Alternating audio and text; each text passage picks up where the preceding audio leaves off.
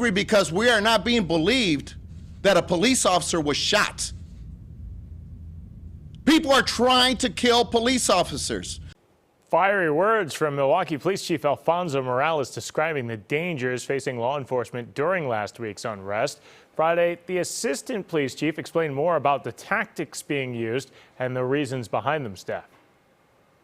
This is Fox 6's Derica Williams is learning some Milwaukee residents and a number of local leaders are questioning the response. From fires to shootings, even a suspected Molotov cocktail being thrown at officers, Milwaukee's Assistant Police Chief Michael Brunson says the measures taken by the Major Incident Response Team, MIRT, were needed to restore order on several occasions. Our officers are under siege in some of these situations. Now, our officers are going to defend themselves and the public when they are in those situations. During a virtual meeting Friday, real issues were discussed during a special meeting by the Public Safety and Health Committee.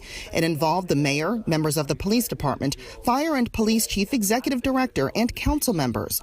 With hundreds of questions sent from concerned residents to the Common Council, 5 major themes were addressed. It was, number 1, the use of tear gas and rubber bullets on nonviolent people and related health concerns. Number 2, curfew resulting in escalated police behavior. Number 3, police escalation. Has there been de-escalation training? Number 4, calls to defund or divest from the police department. And number 5, questions surrounding the Molotov cocktail incident. After a conference call with the sheriff, police chief, governor, and county executive, Mayor Tom Barrett defended his call on implementing a curfew on a couple of nights and agreeing for the National Guard to be brought in. That was 125 individuals that have not been patrolling the streets. The National Guard was used to secure our facilities and in that capacity alone, and not in a law enforcement capacity. The mayor says considering the chaos that was unfolding in certain areas, the goal was to have critical infrastructure protected. A total of 43 businesses were looted on that first night alone. So because of that situation, I did not want, and the chief did not want, this city to sustain the damages, the injuries.